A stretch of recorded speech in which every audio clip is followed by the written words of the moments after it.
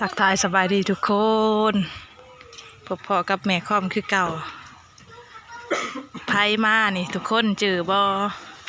ในน้อยอย่างกันเฮือนนี่ดูนั่น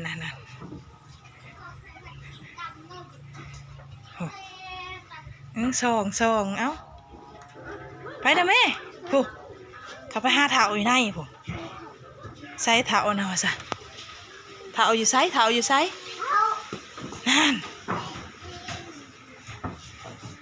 นั่น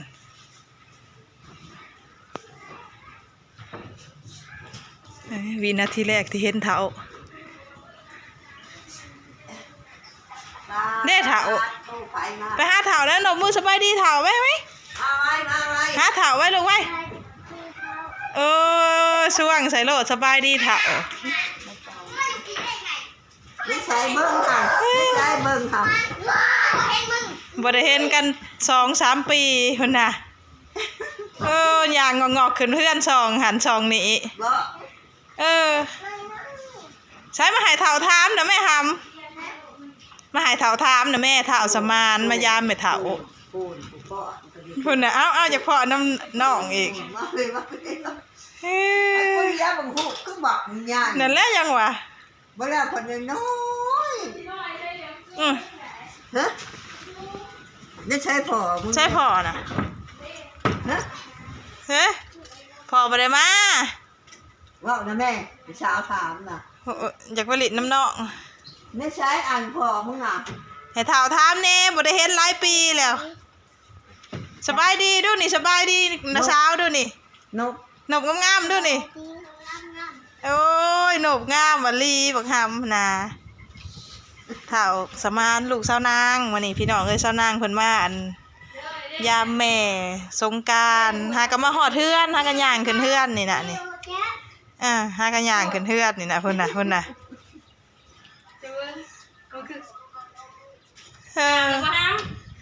ยังบ่ทันได้กราบมากะไปเท่าเนี่ย3 บาทได้ไว้แม่เฒ่ากะมันคันตีน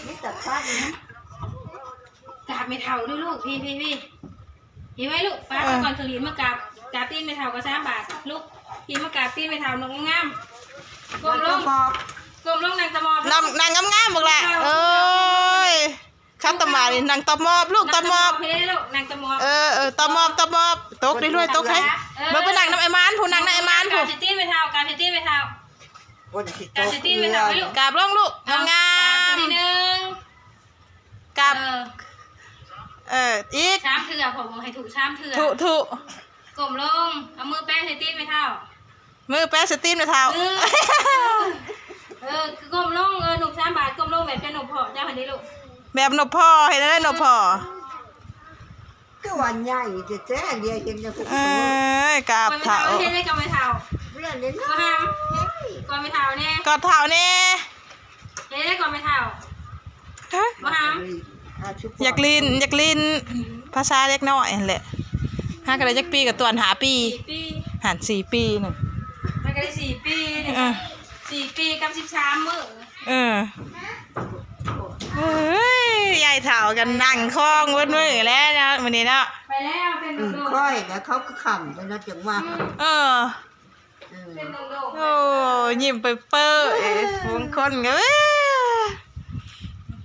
ขำแล้วจังว่าบอกด้วยเมื่อบ้านหญ้าบ้านปู่ก่อนมันโตแข้งมาทางใครก็ทั้งเฮาอยู่ดอกเขาเจ้าบ่ได้อึ่งบ่ได้อึ่ง10 โตป่าวะมันรีบแหลบไปทางใดแหละขี่รถบนมือบ่ได้เมาว่าซั่นเฮาถามนะเขาก็บ่ได้กินบนมือนะคะพาเขาคนกินไปแม่ไปเฮือนครัวผู้นำร้านไปคั้นแห้งบ่น่ะจนหลังตีนจนไข่แข็งจนไข่คั้นถ้าก็เป็นมาบาง3 มื้อ 4 มื้อนี่กินยากินข้าวเลยกินยาแล้วก็นั่นทายาเอายาแก้แพ้ให้แล้วยาแก้แพ้แล้วกินยาพ่อมีน่ะนี่ยาแก้แพ้ก็เป็นหยังกินขี้เลือดให้ท่านี่ครีมเหลืองมาใส่อีกนะ Hello ทักทายสบายดีรอบจักปีต่วน 2 ปี 2 ปีบ่ 2 ปีปลายตอนนั้นมาทำกับปีปลายอันนี้4 ปีปลายเปียกเครื่องเปียกเขาโฮดน้ำเขาหูท่อมหมด เพิ่นน่ะเพิ่นมากับลูกเพิ่น2 คนเนาะพอมานบ่ได้มาให้เคยบ่ได้มาคาเวียกอีหยัง ดีเดียว นี่ยามาไว้ให้ในเมือง ยาหยังคือมาหลายทะยาหยังกระเพาะหัวพุงฉันเป็นคนแรกเลยกระเพาะหัวพุง ยาลองทำมัน คิเมนเกิดแม่อันมันไปเกิดอยู่คุมโบงแม่พอมาที่ไปซื้อไปเกิดอยู่คุมโบงว่าฉันแตกหน่อออกลูกว่าฉันเป็นเปียงคอยเอามา เอามาหน่อยแค่แล้วข้อกินอยู่บ่ได้ค่ะ กินอยู่คุมื้ออะไร ใหญ่เป็นจานเต็มเป็นจานเลย โอ้ยเอามาน้อยโพด เบิดแม่เบิดลูกแม่เป็นจานหนึ่งแม่เห็นสกงกอยู่เวลาคนขึ้นไปแล้วนะอันนี้นะเอาลูกเอาแนงมันมา ทิมใส่คุ้มระเบิดเป็นข้าวตะกี้นมให้ร้านในตัวน ทีมใจกุ้มระเบิดเพราะว่าแตกใช่ ในกระตามาอักโอ้โอ้อ้าวนี่ มันขึ้นป่ะ เอานม น้องนะ เอาหายอันเดียวกับพ่อแพงเดียวกับพ่อมันจะได้ร้ายได้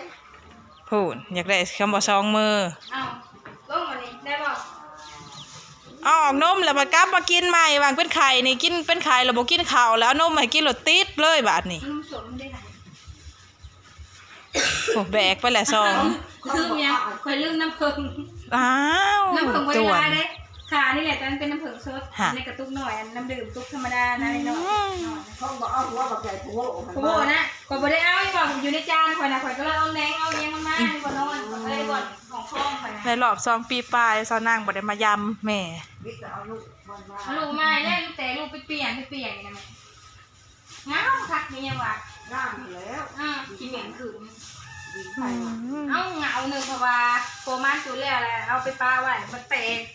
กหน่อยจะงกอยู่นะแม่แล้วก็ป้าเอาแม่แพ้ลูกเขาว่า เดือดไปทางนี้ โอ้แล้วเขาว่า ในไซส์ละปิ้งไก่นะตวน ตัวประเด็นลงมา คอมออกมาบ่ บูจะทำเลย อันนี้แรกแบกกินมดปวดเดิน ซาลาจากคุณแม่นั่นนะ อันนี้ใช่คือกัน สาระ ยาลานในยามานเนี่ยนะ ยาสมานซื้อมาเผื่อ คนแต่ยุกแต่ยามาบ่โอ้โหเมื่อยเด้ คนยาแล้วมาหายแล้วยังเป็นกระถางเมื่อคืน เมื่อยน้ำพญาติโลคา ไหวขนาดขั้นยักขั้นแยกกิน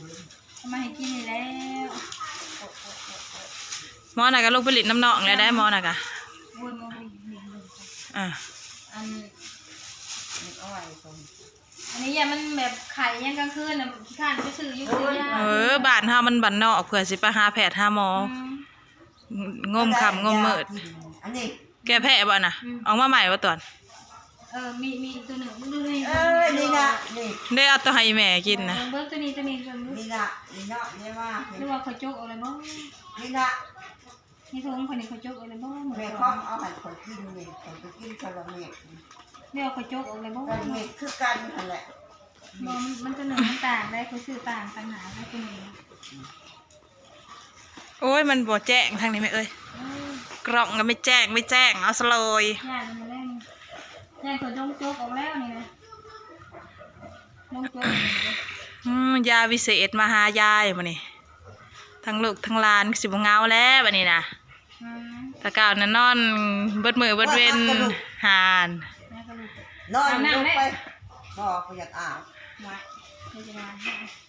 มันกระยาหนองไผ่มันก็นอน มาข้าง เบิดกระต้นกระโตเต็งเอายาให้กิน บอลแรกบอลได้ขั้น ให้กิน20 เม็ดแรกเม็ด โอ้ยมาเทิง2 เมตร ว่าญาติเรากินหลายญาติเรานอนรับไหลเนาะ อ๋อสิเป็นยัง เต็งให้20 เม็ดแรกเม็ดเต็งน่ะของแนวเต็งบ่จัก โอ้ย นี่นะ คันเต็งน่ะดึกเทื่อละ2 2เช้าเฮ็ดแรงเหรอเต็งเต็งยังว่าหันแห้งเนาะอันนี้ยังว่าผู้เฒ่าย่านว่ากำลังวังซ่ามันก็ลงแหละเฮ้ย ให้กินแค่2 เมตรใช่มันก็บ่เศร้าขั้นเลย มันก็เก่า เป็นขั้นเบิด มันเบิดกระต้นกระต้น น้ำอะไรเด้บ่ได้ต้มอาบ่ใบมะขาม บอกอีกอะเห็ด เบิ่ง เมื่อไหร่ โอ้ยเป็นปีกายนี่น่ะเฮ็ดยังบ่เห็นสิเศร้า มันเป็นแบบอัน ตุ่มพด ตุ่มพดยังบักตุ่มบักใหญ่เป็นป่าม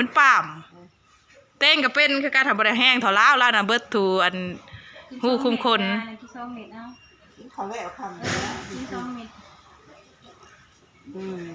ไปไว้ กิน2 เม็ดมันไปตุ่มขั้นนั่นบ่ ตัวสิมาอยู่จักมือตัวอันสงกรานต์แล้ว บ่แล้ว อ้าว เพื่อนน้ำซานเนาะเฮ็ดได้ คุณน่ะ พ่อแม่ยังได้มีผู้อยู่นี่เนี่ยป้ามาแล้วก็ป้าให้เขาไปเปิดไพ่ยังไงออนไลน์ ประสานงานกับลุงข่ายอยู่ลุงข่ายอยู่ไหน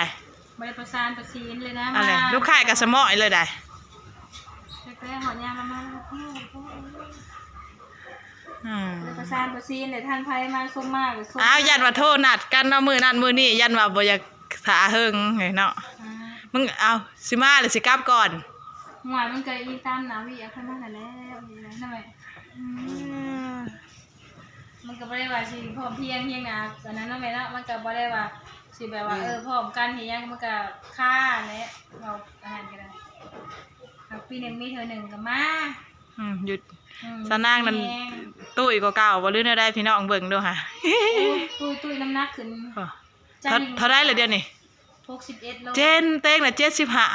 61 โลครึ่ง เต้งน่ะ75 74 ก็แฮปปี้อ่ะสินั่นแหละ ใส่ได้แขวนะ เนี่ย ยิ้มดูแขววองแขววองทั้งหนา ระวังนะ ใส่แต่ที่ยังทางหนา ทุกคนคลิปวิดีโอนี่จบสำนึกก่อนเนาะให้เช้านางรับประหาป้อนข้าวป้อนน้ำลูกสักเล่าสักก่อนมาเบิดมื้อน่ะบ่กินข้าวย่านหากใส่โลดร้านนั่นบ่กินข้าวก็บ่กินน้ำก็บ่กินอันนี้แล่นดงๆโอ้โกยเลี้ยวมาดูลูกป้าตัวดีเจอุ้ยหล่อแท้ดีนะโอ้โหหุ่นน่ะหล่อมากเลยยอดเยี่ยมใส่คอมมองลูกคอมมายืนเฮียงน้องลูกโตกับดีเจอยู่ฮะ4 ปีพุ่นนี่น่ะ7 ปีปลายตะคอม7 ปีปลายสบายดีตะคอมสบายดีอามานสบายดีตะคอม สบายดีลูกน้องหนุ่มงามๆดูค่ะ น้องงามใส่นะคะดิสบายดี โอ้ยหนุบสวยจังเลยทั้งคู่ฮะเนี่ยก็โอ้ยเอาโอเคขอบใจโอเคเย้เป็นไรมาพี่มาที่ถามก่อนมาถามก่อนมันเร็วๆเอาไว้มาอ่านเราซาวถามก่อนนั่งลง เล็กชายบอกรวย ได้มาเห็นเหมือนเถ่าหรือดีใจบอดีใจยุเห็นเถ่าเลยว่าทำเห็นเถ่าดีใจยุ ต่อแล้วแม่ลูก ตอบนะแม่บ่ได้เห็นกันมาตั้ง2 ปีบางคำยังว่าหาเถ่ายุโอ้ยไม่ติงเงือกพัวอย่างเดียวพี่น้องเอ้ยคนน่ะเฮ้ยคน4 ปีบ่ท่านในหูความมียังร้ายดอกคน4 ปีนะเฮ้ยพุ่นนะเอาไปแม่เจ้าหาป้อนข้าวมาพบพ่อกันคลิปหน้าพี่น้องชาวนางกับมาหอดเทือนแบบตลอดปลอดภัยทั้งลูกทั้งเต้าเนาะเดินทางตลอดปลอดภัยมันหอดเทือนแล้วพูนยายถาวกันนั่งยิ้มเปื้ออยู่พุ่นนะอักเสียแต่ทั้งในมุมกล้องมันอยากมืดเนาะมันบ่อยากอันดับบันไดพบพ่อกันคลิปหน้าสำหรับคลิปนี้สบายดีชาวนางโอเค